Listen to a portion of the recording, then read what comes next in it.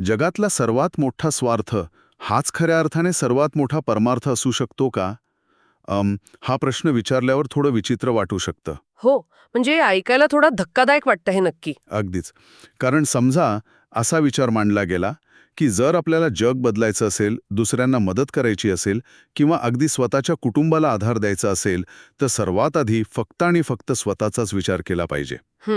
तर हा विचार कित्येक दशकांच्या आपल्या शिकवणुकीला थेट छेद देणारा वाटू शकतो. खरं तर आपण नेहमी हेच ऐकत आलोय की आधी दुसऱ्याचा विचार करा किंवा स्वतःच्या गरजा बाजूला ठेवा. बरोबर. पण खरोखरच तसं करून आपण समाजाचा किंवा आपला फायदा करतोय, की नकळतपणे एक खूप मोठं नुकसान करून ठेवतोय? आजच्या या सखोल चर्चेत आपण याच चक्रावून टाकणाऱ्या विरोधाभासावर सविस्तर बोलणार आहोत. आणि मला वाटतं हा विरोधाभास वरवर पाहता जितका साधा वाटतो ना, तितकाच तो मानवी मानसशास्त्राच्या खूप खोलवर गेलेला आहे. म्हणजे वर्षानुवर्षे चालत आलेली समाजाची एक मानसिकता असते, जिथे त्याग करणे, स्वतःला विसरून जाणे याला थेट महानतेशी जोडलं जातं. पण जेव्हा आपण वास्तवाच्या जमिनीवर उभे राहून मानसिक आणि भावनिक आरोग्याकडे बघतो ना, तेव्हा चित्र पूर्णपणे वेगळं दिसतं. अच्छा, म्हणजे कसं? तिथे भावनेपेक्षा क्षमता म्हणजे आपली कॅपॅसिटी जास्त महत्वाची ठरते. आणि याच क्षमतेच्या मुळाशी जाणारा एक अतिशय वेगळा आणि मला वाटतं अनपेक्षित असा स्रोत आज आपल्याकडे आहे. हो, आणि हा स्रोत खरंच खूप वेगळा आहे. नक्कीच. ऐकणाऱ्या प्रत्येकाला हे जाणून आश्चर्य वाटेल की आज आपण ज्या स्रोतावर लक्ष केंद्रित करणार आहोत तो कुठलाही शेकडो पानांचा प्रबंध नाही किंवा एखादं जाडजूड पुस्तक नाहीये. क्या बात आहे. हा स्रोत आहे the foundation of inner strength, म्हणजेच आंतरिक शक्तीचा पाया. यातून घेतलेला एक अतिशय लहान पण मेंदूला चालना देणारा उतारा आहे. तो उतारा फक्त एवढाच आहे, सर्वात आधी स्वतःला स्ट्रॉंग बनवा. फक्त 6 शब्दांचे हे वाक्य आहे. हो, फक्त 6 शब्द. सो लेट्स अनपॅक दिस. हे 6 शब्द एखाद्या व्यक्तीच्या आयुष्याचं संपूर्ण तत्वज्ञान कसं बदलू शकतात याबद्दल मला प्रचंड उत्सुकता आहे. अगदी बरोबर. कारण या 6 शब्दांमध्ये एक संपूर्ण मानसशास्त्रीय आराखडा दडलेला आहे असं मी म्हणेन. आपण या स्रोताच्या शीर्षकापासून सुरुवात करूया. The foundation of inner strength. The foundation. हो, इथे फाउंडेशन किंवा पाया या शब्दाचा अर्थ आपण सहसा खूप वरवर घेतो. म्हणजे आपल्याला वाटतं की पाया म्हणजे फक्त एक आधार ज्यावर काहीतरी उभा आहे. एक्झॅक्टली. पण स्थापत्यशास्त्राच्या किंवा आर्किटेक्चरच्या भाषेत सांगायचं तर पायाचं मुख्य काम फक्त इमारत उभी करणं नसतं. अच्छा, मग काय असतं? तर इमारतीवर पडणारा अतिरिक्त भार म्हणजे जो लोड असतो ना, तो जमिनीमध्ये सुरक्षितपणे वितरित करणं, डिस्ट्रीब्यूट करणं हे मुख्य काम असतं. बापरे, हे खूपच इंटरेस्टिंग आहे. हो ना. जेव्हा भूकंप होतो किंवा जोराचे वारे वाहतात तेव्हा ती इमारत कोसळणार की नाही हे त्या इमारतीच्या बाहेरच्या डिझाईनवर अवलंबून नसतं. ते त्या पायाच्या भार पेलण्याच्या क्षमतेवर अवलंबून असतं. हे एक वेगळंच परिमाण आहे. म्हणजे जेव्हा आपण आंतरिक शक्ती किंवा इनर स्ट्रेंथ बद्दल बोलतो तेव्हा आपण सहसा चेहऱ्यावर दिसणारा आत्मविश्वासाबद्दल विचार करतो. हो, किंवा बोलण्याची पद्धत कशी आहे यावर आपण फोकस करतो. बरोबर. पण तुम्ही म्हणताय तसं हा पाया म्हणजे एक अदृश्य सिस्टीम आहे जी संकटाच्या वेळी पडणारा ताण शोषून घेते. मला इथे एका वेगळ्या उदाहरणाची आठवण येते. नक्की सांगा. आपण पॉवर ग्रिड किंवा वीज निर्मिती केंद्राचं काम कसं चालतं ते पाहिलं तर तिथे बेस लोड नावाची एक अत्यंत महत्वाची संकल्पना असते. अच्छा, बेस लोड. तर कोणत्याही शहराला अखंड वीज मिळण्यासाठी एक ठराविक क्षमतेची वीज सतत म्हणजे 24 तास निर्माण व्हावी लागते, ज्याला बेस लोड म्हणतात. बरोबर. जेव्हा अचानक मागणी वाढते, समजा उन्हाळ्यात सगळ्यांनी एकदम एसी लावले, हो, खूप लोड येतो तेव्हा. अगदी, तेव्हा जास्तीची वीज पुरवण्यासाठी वेगळी यंत्रणा चालवावी लागते. पण जर तो मूळचा बेस लोडच सुरक्षित नसेल तर अचानक आलेल्या मागणीमुळे संपूर्ण शहराचं पॉवर ग्रिड कोसळतं आणि ब्लॅकआउट होतो. क्या बात आहे. अतिशय चपखल उदाहरण आहे हे. माणसाच्या मानसिकतेचंही असंच काहीसं असावं का? म्हणजे दैनंदिन जीवन जगण्यासाठी लागणारी मानसिक शांती म्हणजे तो बेस लोड. अगदी तसंच. आणि जेव्हा एखादं मोठं संकट येतं तेव्हा जर हा मानसिक बेसलोडच कमकुवत असेल तर माणूस आतून पूर्णपणे कोसळतो. कारण मानवी मेंदू आणि शरीर हे तशाच एका ऊर्जेच्या अर्थव्यवस्थेवर चालतात. माणसाच्या आयुष्यात संकटे कधी आणि कशी येतील हे कोणीही सांगू शकत नाही. हो, अचानक आलेली आर्थिक अडचण असेल, किंवा जवळच्या व्यक्तीचा मृत्यू किंवा कामाच्या ठिकाणचा प्रचंड ताण, हे सगळे त्या पॉवर ग्रिडवर अचानक आलेले सर्ज किंवा अतिप्रचंड भार आहेत. बरोबर. जर एखादा व्यक्तीचा स्वतःचा आंतरिक शक्तीचा पाया म्हणजे तो मानसिक बेसलोड आधीच डळमळीत असेल, तर ती व्यक्ती अशा परिस्थितीचा सामना कसा करणार? करूच शकणार नाही. म्हणूनच जगातील कोणत्याही बाह्य गोष्टीला तोंड देण्याआधी त्या बेसलोडची सुरक्षा सुनिश्चित करणं हा या स्रोताचा मुख्य उद्देश आहे. पण इथेच तर मुख्य पेच निर्माण होतो ना. कोणता पेज? आपण आता या वाक्यातल्या पहिल्या शब्दांकडे येऊया, सर्वात आधी स्वतःला. सिद्धांत म्हणून हे ऐकायला खूप छान वाटतं, हो, पण प्रत्यक्ष आयुष्यात विचार केला तर हे खूपच अव्यवहार्य आणि काहीसं स्वार्थी वाटू शकतं. हा मुद्दा खूप लोक मांडतात. कारण समजा एखाद्या व्यक्तीवर कुटुंबाची मोठी जबाबदारी आहे, लहान मुलांचं भविष्य आहे किंवा समाजाप्रती काही कर्तव्य आहेत. बरोबर आहे. अशावेळी जर कोणी सर्वात आधी स्वतःला प्राधान्य दिलं तर त्याला जबाबदारी झटकणं किंवा आत्मकेंद्रित असणं असं का म्हणू नये? आपण नेहमी ऐकतो की महान माणसं तीच असतात जी स्वतःला विसरून इतरांसाठी जगतात. मग हा स्रोत आपल्याला स्वार्थी व्हायला सांगतोय का? हा अत्यंत रास्त आणि मी म्हणेन टोकदार प्रश्न आहे. आणि याच मुद्द्यावर अनेक लोकांचा गोंधळ उडतो. कारण आत्मकेंद्रित असणे आणि कपॅसिटी बिल्डिंग करणे या दोन पूर्णपणे वेगळ्या दिशा आहेत. अच्छा, कशा काय? याला आपण एका आर्थिक दृष्टिकोनातून समजून घेऊया. समजा एखाद्या व्यक्तीकडे खूप संपत्ती आहे आणि ती व्यक्ती खूप दानशूर आहे. ती रोज लोकांना मदत करते, पैसे वाटत सुटते. पण जर त्या व्यक्तीने स्वतःच्या व्यवसायात किंवा मूळ भांडवलात अजिबात गुंतवणूक केली नाही, तर काय होईल? एक ना एक दिवस ती व्यक्ती स्वतः दिवाळखोर होईल, बँकरप्ट होईल. अगदी बरोबर. आणि एकदा का ती दिवाळखोर झाली की ती समाजातील एकाही व्यक्तीला मदत करू शकणार नाही. इतकेच नाही तर ती स्वतः समाजावर एक ओझे बनेल. बापरे. म्हणजे तुम्ही जे म्हणताय त्यातून असा अर्थ निघतोय की स्वतःच्या मानसिक आणि भावनिक स्थिरतेकडे दुर्लक्ष करून सतत इतरांसाठी झिजणं हे महानतेचं लक्षण नसून ती एक प्रकारची भावनिक दिवाळखोरी उडवून घेण्याची सुरुवात आहे. नक्कीच इमोशनल बँक्रप्सी. कारण मानवी भावनांचे आणि मानसिक ऊर्जेचे साठे हे अमर्यादित नसतात. बरोबर आहे. जेव्हा एखादी व्यक्ती स्वतःच्या गरजा, स्वतःचं मानसिक आरोग्य बाजूला ठेवून फक्त इतरांच्या अपेक्षा पूर्ण करत राहते, तेव्हा तिच्या आत नकळतपणे एक कटुता निर्माण व्हायला लागते. ज्याला आपण रेझेंटमेंट म्हणतो. हो. आणि मेंदूच्या पातळीवर बोलायचं झालं तर अशा वेळी माणसाला डिसिजन फटीग येतो. अच्छा. सतत दुसऱ्यांचा विचार केल्यामुळे मेंदूची ऊर्जा एवढी संपते की साध्या साध्या गोष्टींवरून चिडचिड व्हायला लागते. आणि मग काय होतं? ज्या कुटुंबासाठी किंवा लोकांसाठी ती व्यक्ती स्वतःला विसरत असते, त्याच लोकांशी तिचे संबंध बिघडायला लागतात. हे खरंच विचार करायला लावणारं आहे. आपण बऱ्याचदा पाहतो की घरातली एखादी व्यक्ती जी सर्वांसाठी राबत असते तीच अचानक एका छोट्याशा कारणावरून प्रचंड संतापते किंवा पूर्णपणे डिप्रेशनमध्ये जाते. हो, कारण बाहेरून ती व्यक्ती मजबूत असल्याचा आव आणत असते, पण तिचा आतला बेसलोड कधीच संपलेला असतो. आणि म्हणूनच स्त्रोतामध्ये वापरलेला प्राधान्यक्रम हा महत्वाचा आहे. म्हणजे सर्वात आधी स्वतः हे वाक्य हे सांगत नाही की फक्त स्वतःचाच विचार करा. एक्झॅक्टली. ते हे सांगतंय की जर तुम्हाला इतरांसाठी एक भक्कम आधारस्तंभ बनायचा असेल तर तो आधारस्तंभ आधी आतून पोकळ नाही आहे ना, याची खात्री करा. आणि हे स्वार्थीपणाचं लक्षण नसून ती एक सर्वोच्च पातळीवरची जबाबदारी आहे.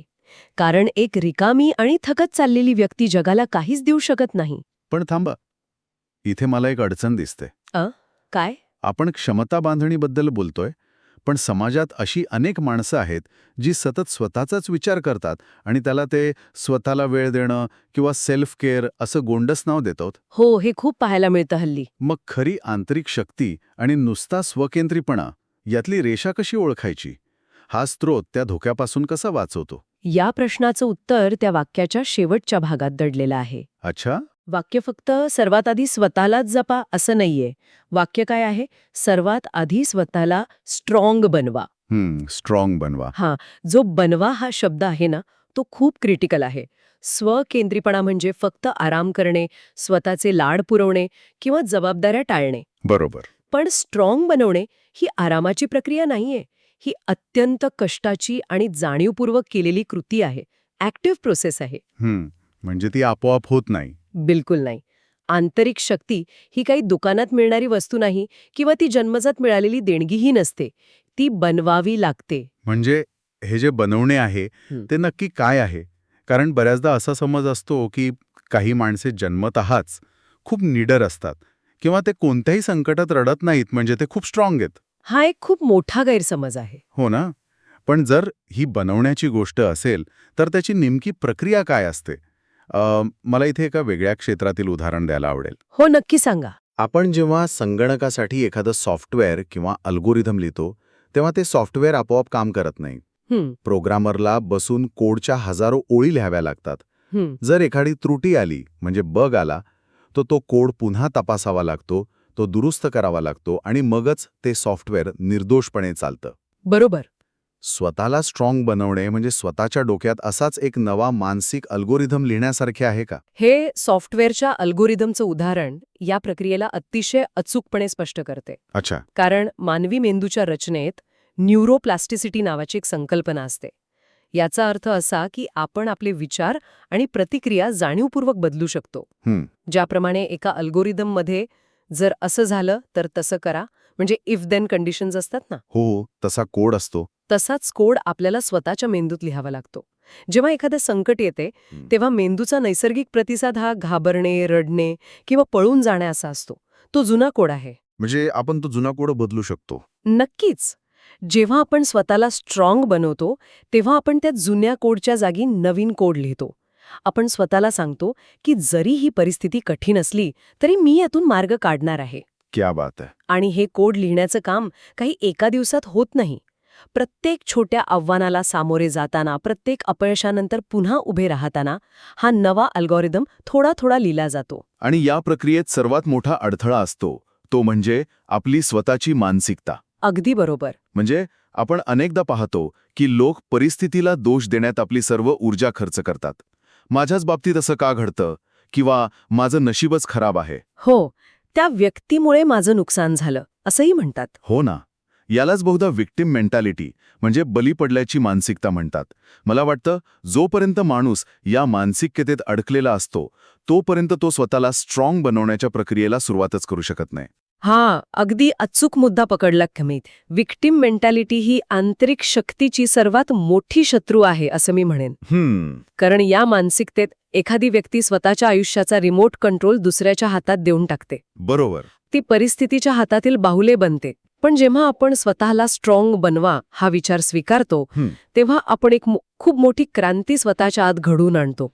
आपण जबाबदारी घेतो. म्हणजे थोडक्यात सांगायचं तर बाहेर पाऊस पडतोय म्हणून मी भिजलो अशी तक्रार करण्याऐवजी हो, पाऊस पडत असताना मी छत्री का नाही घेतली किंवा मी निवारा का नाही शोधला असा विचार सुरू होतो. क्या बात आहे. परिस्थिती बदलणे नेहमीच आपल्या हातात नसते, पण त्या परिस्थितीला कसा प्रतिसाद द्यायचा हे पूर्णपणे आपल्या नियंत्रणात असते. आणि या नियंत्रणाची जाणीव होणे म्हणजेच ताकद निर्माण होणे. यातला आणखी एक पैलू असा की ही ताकद बनवण्याची प्रक्रिया कधीतरी संपते का? म्हणजे कसं? म्हणजे एकदा का मी माझा मानसिक अल्गोरिदम लिहून पूर्ण केला, एकदा का तो पाया मजबूत केला की मग आयुष्यभर मी निर्धास्त राहू शकतो का? कारण आपण जे मगाशी स्थापत्यशास्त्राचं उदाहरण बघितलं त्यात एकदा बांधलेला पाया अनेक वर्ष टिकतो. पण मानवी मनाच्या बाबतीत हे गणित इतकं सरळ असतं का? नाही. इथेच तो स्थापत्यशास्त्राचा आणि मानसशास्त्राचा नियम थोडा वेगळा पडतो. इमारतीचा पाया एकदा बांधला की तो तसाच राहतो. पण मानवी मनाचा पाया हा एखाद्या जिवंत प्रणालीसारखा म्हणजे लिव्हिंग ऑर्गॅनिझम सारखा असतो. अच्छा. तो सतत बदलणाऱ्या वातावरणाच्या संपर्कात असतो. आजची तुमची ताकद कालच्या आव्हानांसाठी पुरेशी होती, पण उद्या येणारे आव्हान हे कदाचित पूर्णपणे नवीन स्वरूपाचे असेल. म्हणजे नवीन बग्स येतील सॉफ्टवेअरमध्ये. एक्झॅक्टली. त्यामुळे स्वतःला स्ट्रॉंग बनवणे ही एक निरंतर, कधीही न संपणारी प्रक्रिया आहे. हे एखाद्या नदीवर धरण बांधल्यासारखे आहे. धरण? हो. धरणाची भिंत जरी एकदा बांधली गेली तरी त्या धरणात येणाऱ्या पाण्याचा दाब रोज बदलत असतो. बरोबर. जर त्या भिंतीची नियमित देखभाल केली नाही, तिथे पडलेल्या छोट्या भेगा वेळेवर बुजवल्या नाहीत, तर ते धरण अचानक फुटू शकते. आंतरिक शक्तीची देखभाल ही अशीच रोजच्या रोज करावी लागते. म्हणजे थोडक्यात सांगायचं तर रोज सकाळी उठून स्वतःच्या मानसिक स्थिरतेचा, स्वतःच्या विचारांचा एक आढावा घेणं गरजेचं आहे. अगदी बरोबर. स्वतःच्या गरजा ओळखणे, आवश्यक तिथे नाही म्हणायला शिकणे, ज्याला आपण बाउंड्री सेटिंग म्हणतो, हे सुद्धा या प्रक्रियेचाच एक भाग असायला हवा. नक्कीच बाउंड्री सेटिंग खूप महत्वाची आहे. कारण जर स्वतःच्या सीमा निश्चित नसतील तर जग तुमचा वेळ, तुमची ऊर्जा आणि तुमची शांती सहजपणे हिलावून घेऊ शकतं. आणि जर तसं झालं तर तो आपण सुरुवातीला बोललेलो बेस लोड पुन्हा एकदा कोसळायला वेळ लागणार नाही. हे बाउंड्री सेटिंगचं उदाहरण अतिशय समर्पक आहे. बऱ्याचदा लोकांना नाही म्हणणे हे गुन्हेगारी स्वरूपाचे वाटते. हो, गिल्ट येतं खूप. पण नाही म्हणणे हे स्वतःच्या वेळेचे आणि ऊर्जेचे संरक्षण करणे आहे. हे स्वतःला स्ट्रॉंग बनवण्याच्या दिशेने टाकलेले पहिले आणि अत्यंत व्यावहारिक पाऊल आहे.